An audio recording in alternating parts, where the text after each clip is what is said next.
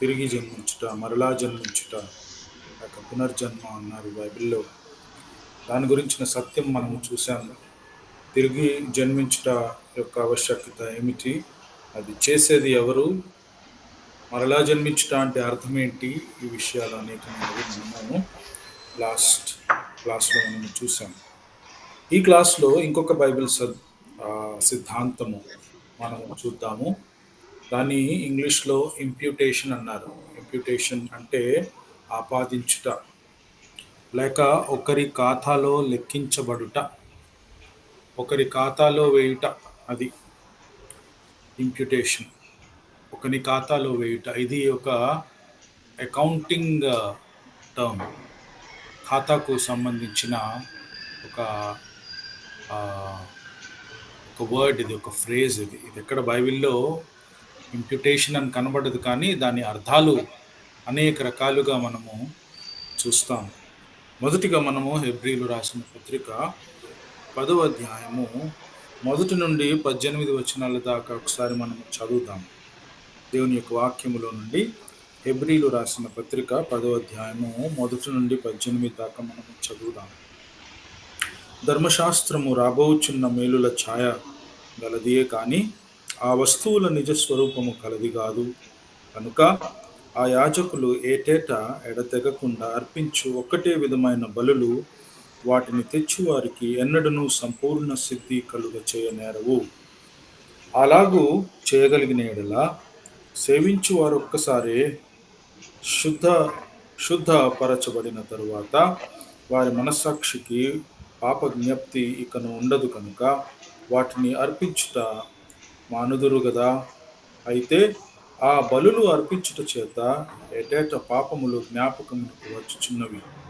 ఎలయనగా ఎడ్ల యొక్కయు మేకల యొక్కయు పాపము రక్తములను తీసివేయుట సాధ్యము, పాపములను తీసివేయుట సాధ్యము.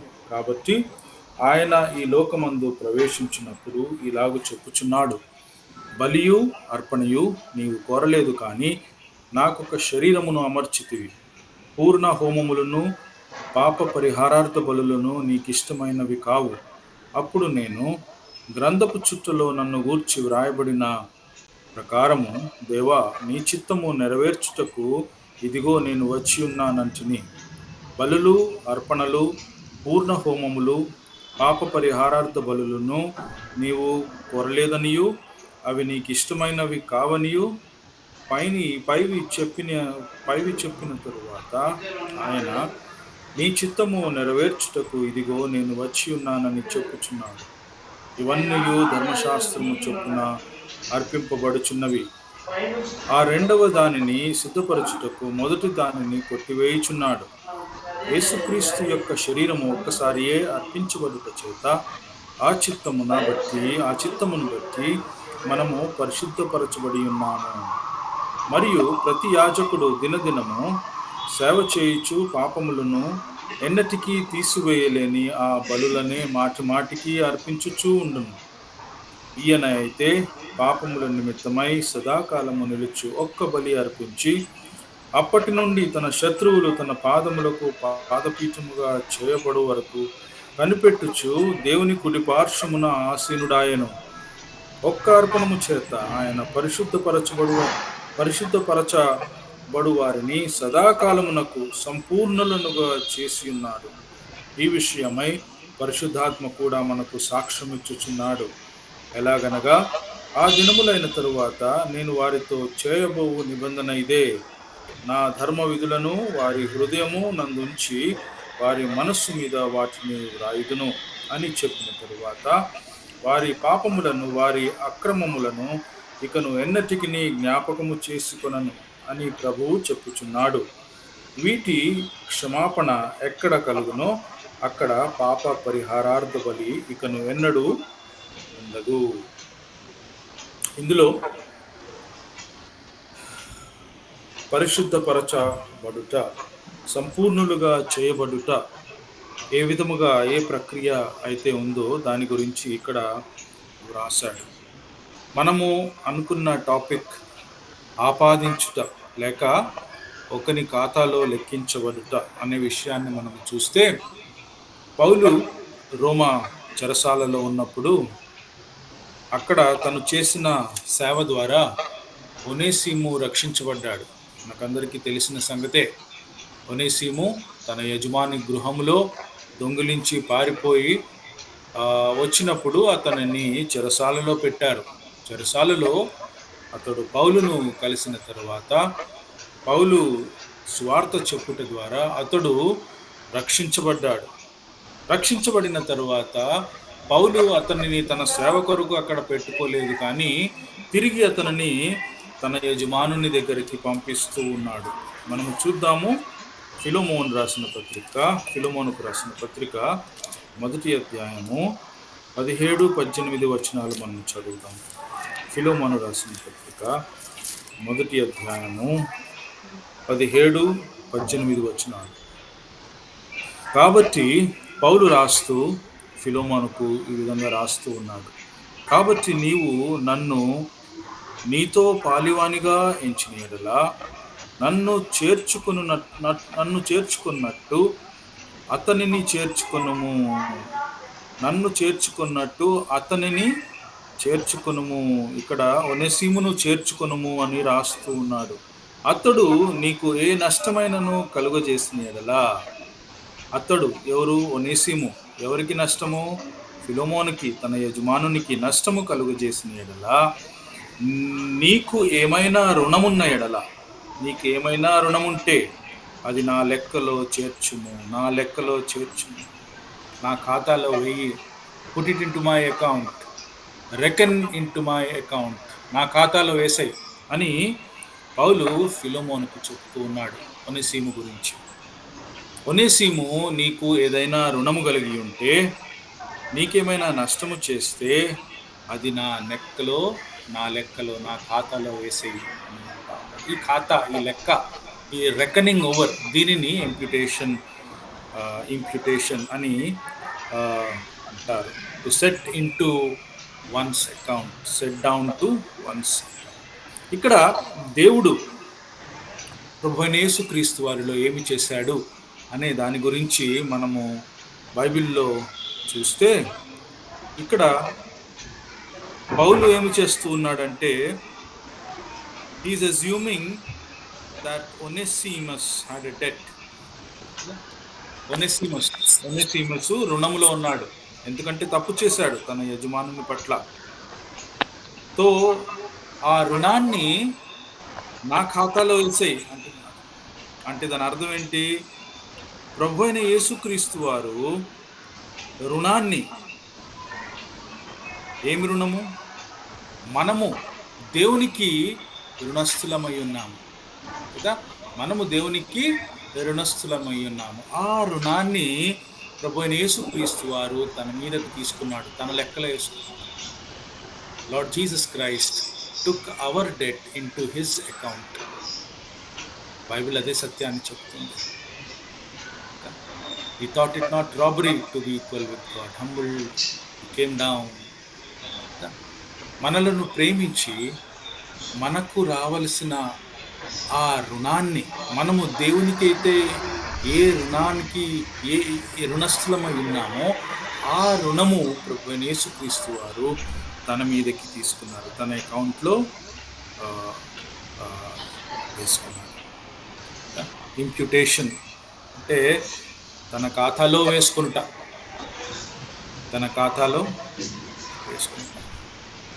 మనము దేవుని చూస్తే, if we imagine God as a book keeper, divine, దైవికంగా ఒక పుస్తకం, ఒక లెక్క, అకౌంట్ పుస్తకం చూస్తే దాంట్లో 2 భాగాలు ఉంటాయి కదా.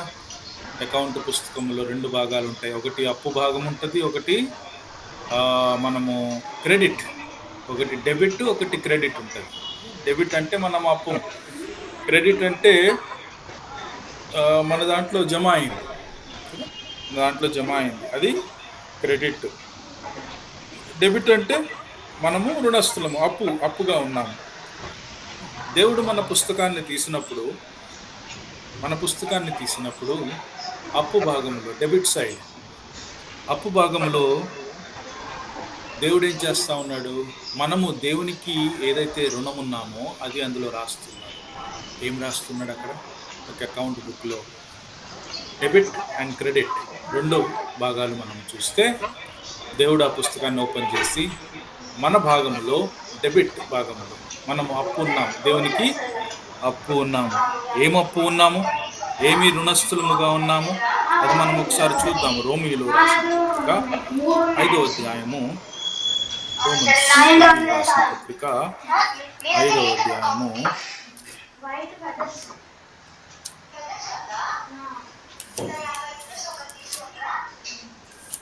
12వ వచనం చదువుతాం.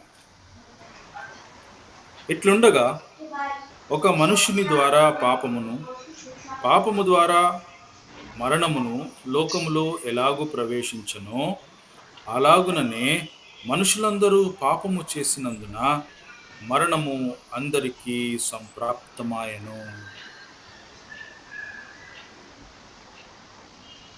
ఏమంటా ఉంది ఇక్కడ ఈ వచనము ఈ విధంగా చెబుతుంది.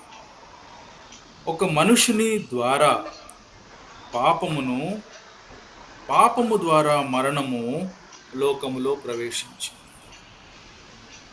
ఈ లోకములో మరణము ఏ విధంగా ప్రవేశించింది అని చూస్తే, ఒక మనుషుడు పాపము చేశాడు. ఆ పాపము ద్వారా మరణము ప్రవేశించింది అని మనం చూస్తున్నాం. మనుషుని ద్వారా పాపము ద్వారా మరణమును ప్రవేశించింది అని మనము ఇక్కడ చూస్తూ ఉన్నాము. మనుషులందరూ పాపము చేసినందున మరణము. ఒక మనిషి పాపము చేశాడు, దాని ద్వారా మనుషులందరూ పాపులయ్యారు. మనుషులందరూ పాపులవ్వడము ద్వారా అందరికీ మరణము సంప్రాప్తమాయను అని ఇక్కడ రాస్తున్నాడు. Death has been passed on, సంప్రాప్తమాయను. Death has been passed on. ఇక్కడ దేవుడు మనకి మన ఖాతా, మన రుణము ఏంటి అని మనము చూస్తే, ఆ రుణము డివిజన్లో ఆ సైడ్లో దేవుడు ఏమి రాస్తా ఉన్నాడు, మీకు ఆదాము యొక్క పాపము ఆపాదించబడింది. మీకు మీ ఆదాము యొక్క పాపము, ఎందుకంటే మనము ఆదాము సంతతి వారము కదా, వి ఆర్ ఫ్రమ్ ఆడమ్. ఆదాము నుండి మనము వచ్చాము కదా, ఆదాము సంతతి. కనుక ఆదాము పాపము మన ఖాతాలో వేశాడు, మన అకౌంట్లో వేశాడు దేవుడు, డెబిట్ సైడ్. ఆదాము యొక్క పాపము, అది మనము రుణస్థులము. We owe God, we are sinners. ఇందుకొరకే బైబిల్ చెప్తుంది, all have sinned and come short of the glory of God. All have sinned and come short of the. ఈ పాపము, ఆదాము యొక్క పాపము ద్వారా మరణము సంప్రాప్తం. Death has entered into this world. Spiritual death, ఆత్మీయ మరణము, అది మన ఖాతాలో రాశాడు. మన ఖాతాలో ఏముంది ఇప్పుడు మన లెఫ్ట్ సైడ్ డెబిట్లో దేవుడు ఆదాము యొక్క పాపాన్ని పెట్టాడు. ఆ పాపము ద్వారా మనుషులందరూ పాపులయ్యారు. మనుషులందరూ పాపులు అవడము ద్వారా వచ్చే ఫలితము మరణం, స్పిరిచువల్ డెత్. దేవుని ఎదుట మనము ఆత్మీయముగా మృతి చెందిన వారం. అందుకొరకే ఎఫెసీలో అంటాడు కదా, మీరు మీ పాపముల చేతను అపరాధముల చేతను చచ్చిన వారై ఉండగా అన్నాడు. Spiritual death. అంటే మన అకౌంట్లో ఆదాము యొక్క పాపం వేశాడు దేవుడు మన పుస్తకములో. తర్వాత ఆ పాపము వలన వచ్చే ఫలితము మరణము, ఆత్మీయ మరణము, దేవుని యొద్ద నుండి వేరుపరచబడుట. ఇది మన అకౌంట్లో వేశాడు. బైబిల్లో చూస్తే మనుషులు ఎందుకు చనిపోతారు?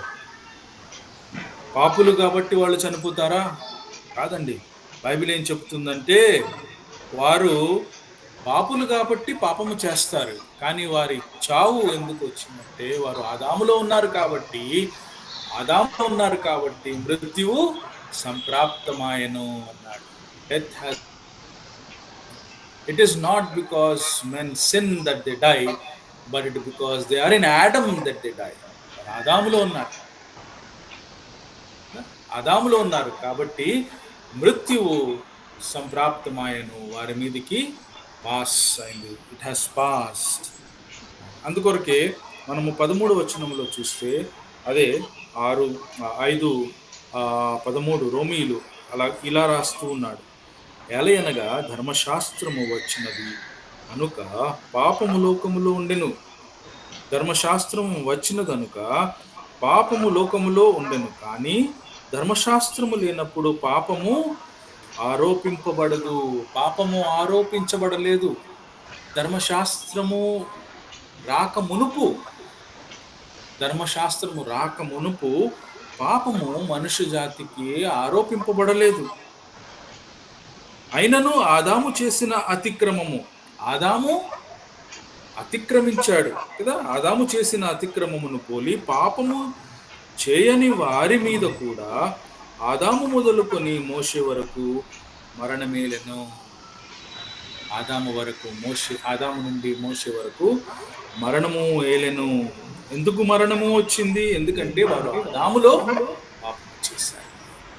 పాపము ఆపాదింపబడలేదు ధర్మశాస్త్రము ముందు.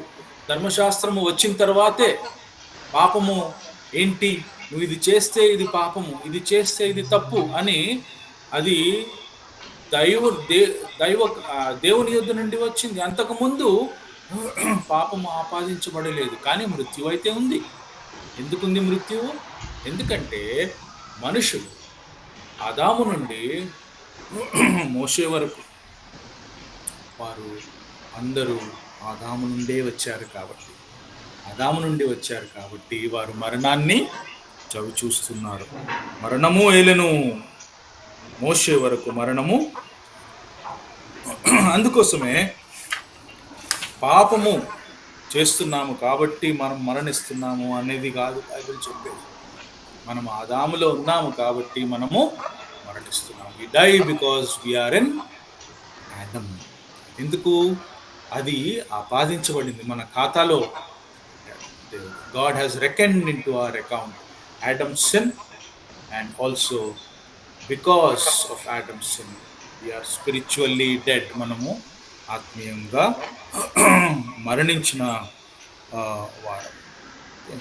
మన పాపములు మరియు మన యొక్క ఆత్మిక మృత్యువు ఆ రెండు కూడా ఆదాము పాపములో నుండే వచ్చింది. ఆదాము పాపము చేశాడు అంటే వీఆర్ ప్లేస్డ్ ఇన్ యాడమ్ అంటే దాని అర్థం ఏంటి? ఆదాము పాపము చేశాడంటే మనము కూడా పాపము చేశాం. ఆదాము ఆ పండుని తీసుకున్నాడు తన చేతి నుండి అంటే దాని అర్థం మనము ఆ పండును తీసుకున్నాము. మేము కూడా పాపస్థులము. We were in Adam, we are present in Adam. అందుకొరకే దేవుడు మన ఖాతాలో ఆదాము యొక్క పాపాన్ని ఆపాదించాడు, లెక్కించాడు. We put it into our account because it rightly belongs to us. అది మనది. We are the sons of Adam. ఆదాము నుండి వచ్చాము కాబట్టి అది naturally it belongs to us. So అది మనది ఏదైతే ఉందో అది దేవుడు మన ఖాతా అకౌంట్లో వేశాడు, మన రుణ అకౌంట్లో వేశాడు. To our debit side God has put this account. ఇప్పుడు రెండవది, okay, this is the first thing. మొదటిది ఏంటి? డెబిట్ సైడ్, క్రెడిట్ సైడ్ మన అకౌంట్లో. సో డెబిట్ సైడ్లో ఏముంది? డెబిట్ సైడ్లో దేవుడు మనల్ని పాపులుగా దేవుడు మనల్ని ఎంచుతున్నాడు. ఎందుకంటే మనం ఆదాములో ఉన్నాము కాబట్టి, పాపము చేసాము కాబట్టి, ఆదాము వలన మరణము సంప్రాప్తం. సో మన అకౌంట్లో Adam sin and spiritual death దేవుడు మన లెఫ్ట్ సైడ్ పెట్టాడు. క్రెడిట్ అకౌంట్ ఏం లేదు, బ్యాలెన్స్ అవ్వాలి కదా. డెబిట్ టు క్రెడిట్ బ్యాలెన్స్ అయినప్పుడే మనది లెక్క క్లియర్గా అవుతుంది.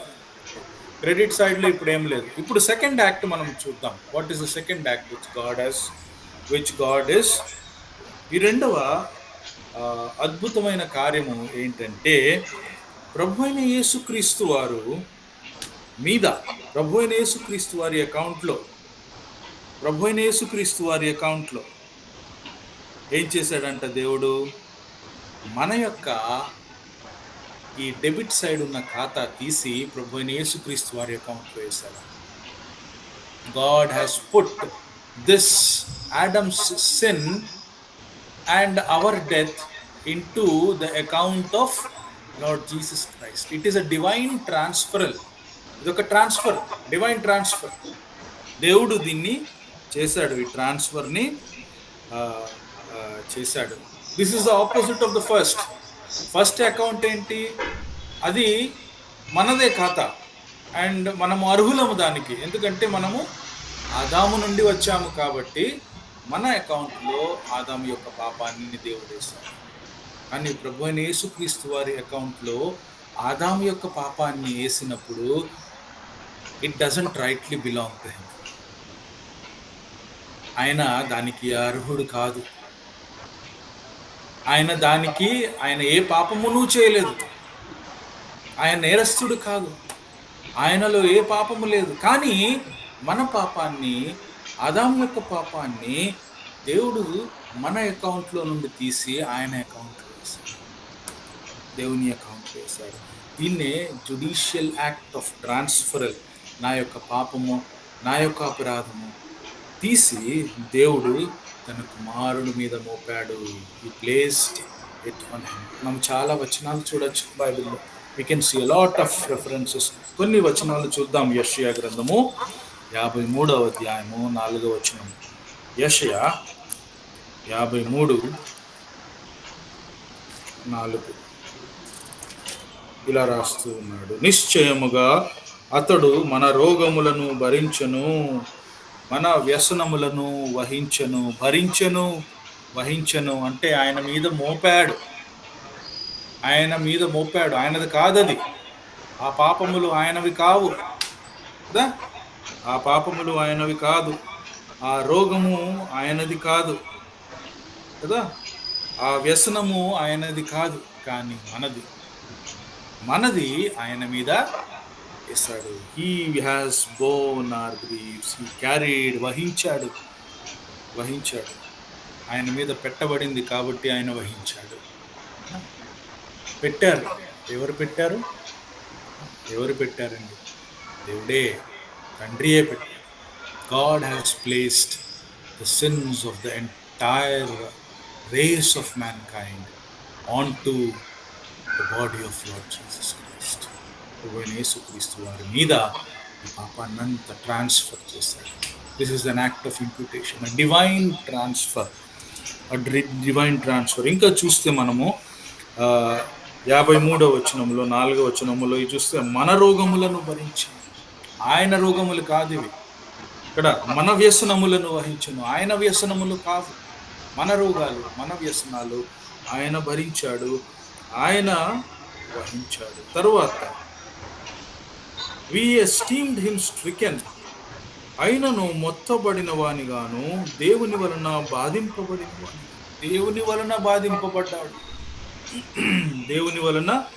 బాధింపబడ్డాడు. ఇంకా మనము చూస్తే కింద 5:6లో ఆయన మన అతిక్రమ క్రియలను బట్టి ఆయన గాయపరచబడును, మన దోషములను బట్టి నలుగగొట్టబడును, మన సమాధానార్థమైన శిక్ష అతని మీద పడెను, అతడు పొందిన దెబ్బల చేత మనకు స్వస్థత కలుగుచున్నది.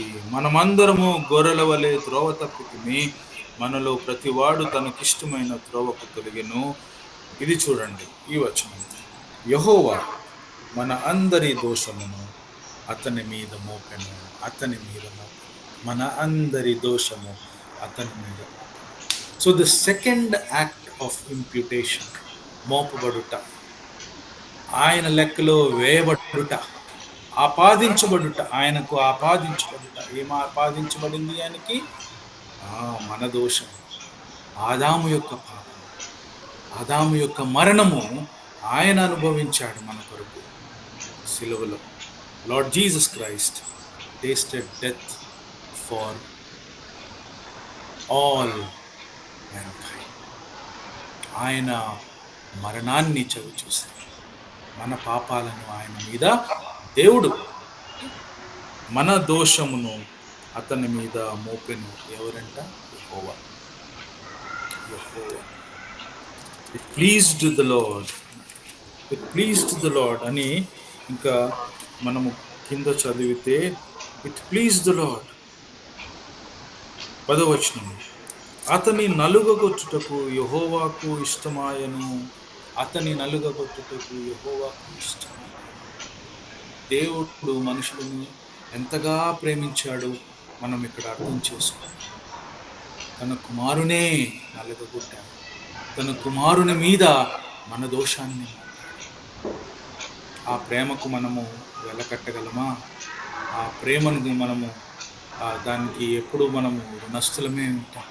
మనము రుణం ఎప్పుడు తీర్చుకోలేము. సో ఈ రెండవ act, the second act, where we see that the Lord hath laid on him the iniquity of us all. మన యొక్క దోషములు యెహోవా ఆయన మీద, ఆయన కుమారుడి మీద, శిలువ మీద వేశాడు అనే సత్యాన్ని మనము చూస్తున్నాం. That doesn't rightly belong to him. ఆయన ఏ పాపము చేయలేదు, ఆయన ఏ వ్యసనము లేదు, ఆయన ఏ రోగము లేదు ఆయన. కానీ మన నిమిత్తము రోగగ్రస్తుడిగా చేయబడ్డాడు, మన నిమిత్తము పాపముగా చేయబడ్డాడు. పాపముగా చేయబడ్డాడు, పాపిగా చేయబడలేదు, కానీ పాపముగా చేయబడ్డాడు.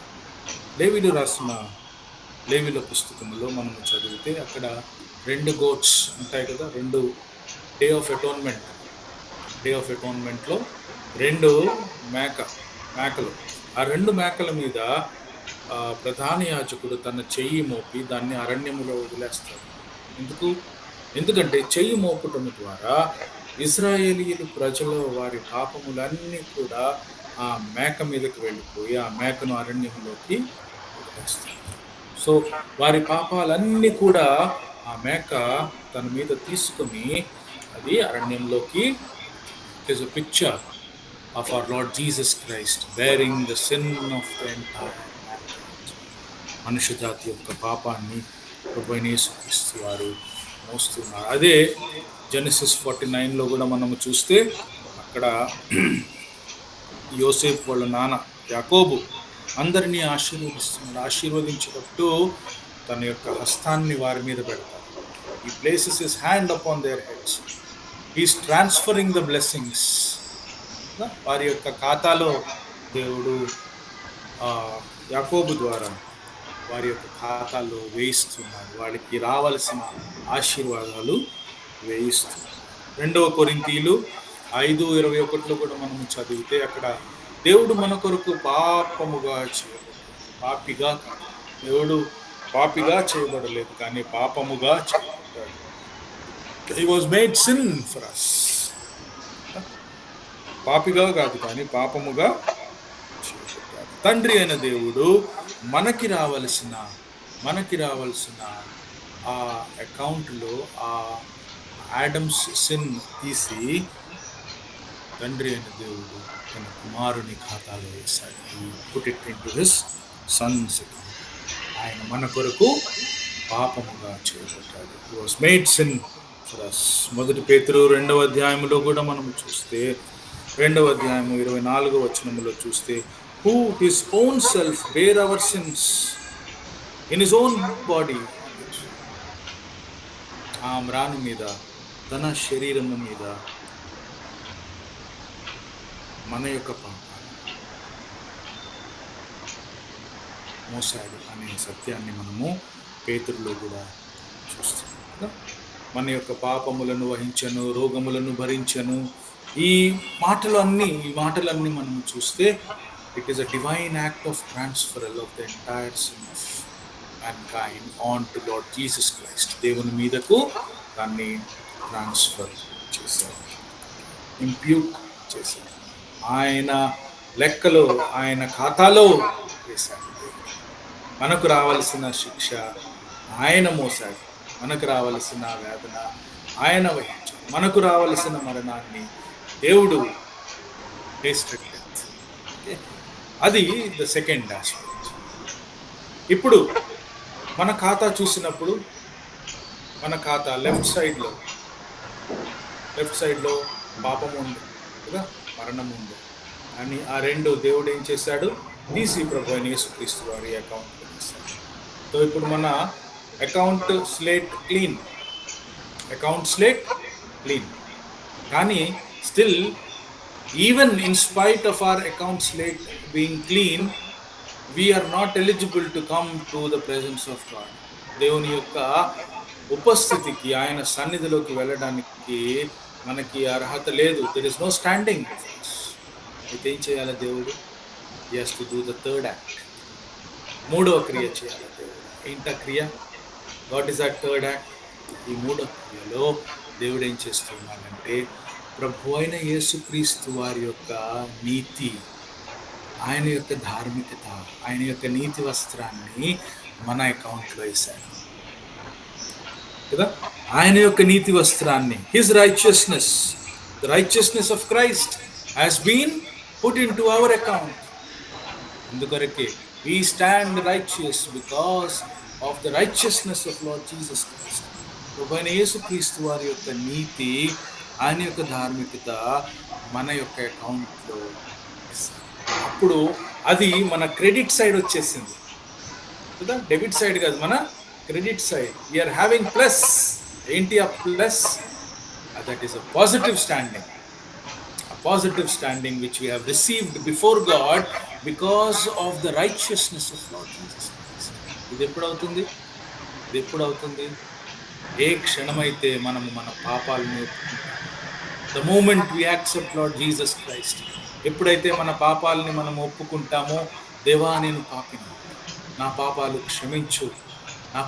క్షమించు అని అంటే, ఆ క్షణమే దేవుడు మన అకౌంట్లోకి ప్రభువైన యేసుక్రీస్తు వారి యొక్క నీతిని ఆపాదిస్తాడు. He will impute the righteousness of Lord Jesus Christ into our account. Then we have a positive standing. అప్పుడు మనకి పాజిటివ్ స్టాండింగ్. మనం ఏ ధైర్యముతో దేవుని యొక్క సన్నిధికి వెళుతున్నామో అదే ధైర్యము.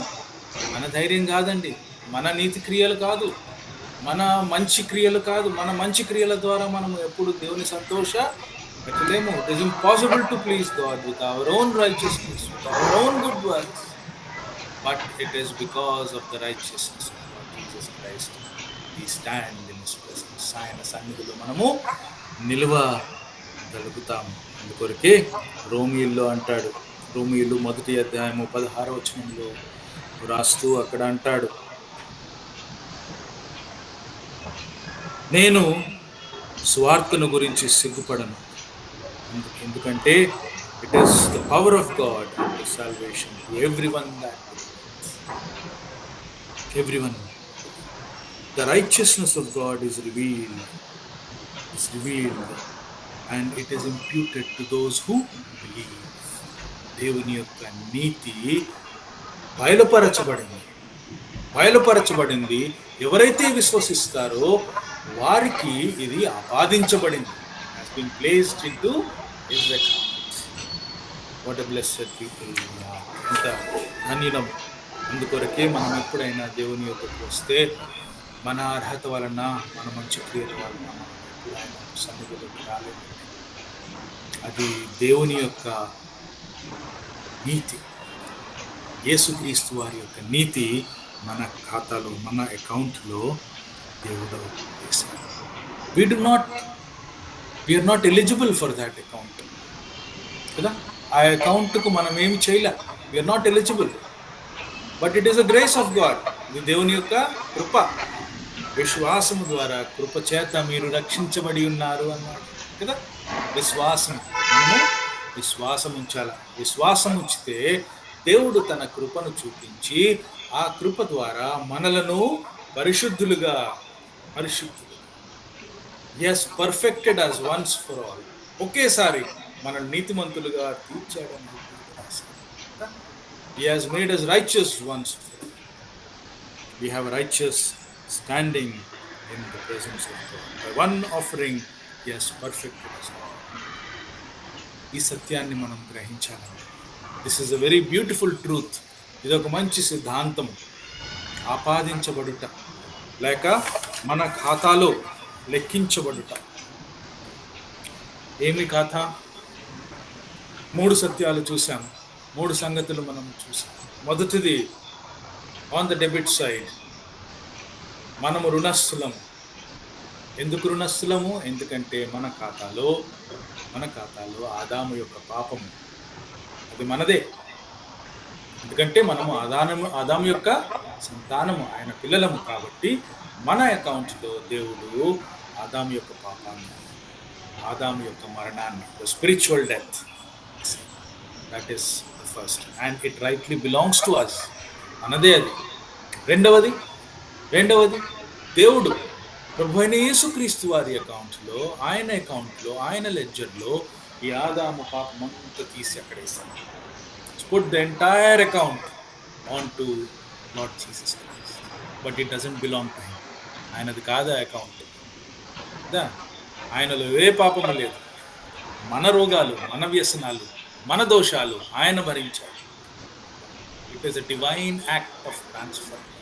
దేవుడు యాక్ట్ ఆఫ్ ట్రాన్స్ఫర్ చేశాడు on to son Lord Jesus Christ. రెండవది, ఇప్పుడు మన అకౌంట్ బ్యాలెన్స్ అయిపోయింది. అంటే క్రెడిట్ డెబిట్లో ఏం లేదు, ఖాళీ.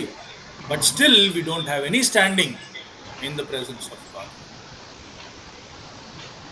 What God has done, the third thing, ఎప్పుడైతే మనము నమ్ముకుంటాము, ఎప్పుడైతే మనము విశ్వసిస్తాము, ప్రభు అయిన యేసుక్రీస్తు వారిని విశ్వసిస్తామో, అప్పుడు తత్క్షణమే దేవుడు ప్రభు అయిన యేసుక్రీస్తు వారి యొక్క నీతిని మన ఖాతాలో వేసేలకి అది క్రెడిట్ సైడ్ వచ్చేసింది. జమా చేశాడు మన అకౌంట్లో, credit side. Now we have a positive standing before God. దేవుని ముందు ఒక positive standing. This is called the righteousness, this is called justification. దీన్నే నీతిమంతులుగా తీర్చబడుట అన్నాడు. నీతిమంతులుగా తీర్చబడ్డారు. ఎందుకు తీర్చబడ్డారు? ప్రభువైన యేసుక్రీస్తు వారి యొక్క నీతి మనకు ఇవ్వబడింది, మనకు ధరింప చేయబడింది. అందుకొరకే మనము నీతిమంతులుగా తీర్చబడ్డాము. కానీ we are not eligible for this. We are not eligible for this righteous standing. That is the grace of God. దేవుని యొక్క కృప. ఈ సత్యాలు మనం ఎరుగుదాము, ఈ సత్యాలు మనం నెమరు వేద్దాము. మరియు మన దేవుడు ప్రభువైన యేసుక్రీస్తు వారు, తండ్రి అయిన దేవుడు, వారు చేసిన ఈ కార్యములను బట్టి మనం ఎల్లప్పుడూ రుణస్థులమై ఉన్నాము. మన రుణాన్ని తీసే దేవుడు ప్రభువైన యేసుక్రీస్తు వారి ఖాతాలో వేశాడు. ఆయన యొక్క ధార్మికతను, ఆయన యొక్క నీతిని తీసి దేవుడు మన యొక్క ఖాతాలో వేశాడు. మనం నీతిమంతులుగా తీర్చుకుంటాం. అందుకొరకే మనలో ఏ అర్హత లేదు. మనలో ప్రౌడ్ అవ్వడానికి, మనలో గర్వంగా చెప్పుకోవడానికి మనలో ఏ అర్హత లేదు. ఎందుకంటే ఈ యాక్ట్లో మనము చేసింది ఏమీ లేదు, ఈ ప్రక్రియలో మనము చేసింది ఏమీ లేదు. గట్టి విశ్వాసమే మనము చేసింది, మిగతాదంతా దేవుడు చేశాడు. God has done. So let glory and let fame, let honour belong to God. దేవుని నామానికి ప్రార్థన చేసుకుంటాం. పరిశుద్ధుడా, నీ ఘనమైన పాదములకు వందనములు చెల్లిస్తున్నాం. పాపులముగా ఉన్నప్పుడు ప్రభువా మీరు మమ్మల్ని ప్రేమించారు. మీరు ప్రభువా మాకు రావలసిన పాపాన్ని, ప్రభువా మాకు రావలసిన శిక్షాన్ని, మాకు రావలసిన మరణాన్ని మీ ప్రియ కుమారుడు, మీ ముద్దు కుమారుడైన యేసుక్రీస్తు వారి మీద ప్రభువా వేస్తారు. మా పట్ల మీరు చూపిన ఈ గొప్ప ప్రేమకు ప్రభువా మేము ఎల్లప్పుడూ రుణస్థులము. అంతేకాకుండా ప్రభువా ఆయన యేసుక్రీస్తు వారి యొక్క నీతి, ఆయన యొక్క రైచియస్నెస్ ప్రభువా మాకు మీరు అనుగ్రహించారు. ఆయనను బట్టి మేము నీతిమంతులుగా తీర్చబడ్డాము ప్రభువా అనే సత్యాన్ని మేము గ్రహిస్తున్నాము, మేము అంగీకరిస్తున్నాము. మాలోంటి ఏ గర్వము లేదు ప్రభువా, ఏ అర్హత లేదు. అంతా మీరు చేశారు మా కొరకు. ఆ శిలువ కార్యము, ఆ రక్షణ కార్యములో ప్రభువా మా కాంట్రిబ్యూషన్ ఏమీ లేదు, అంతా మీరే. కేవల విశ్వాసం ద్వారా మేము నీతిమంతులుగా తీర్చుకుంటాము. వందనాలు.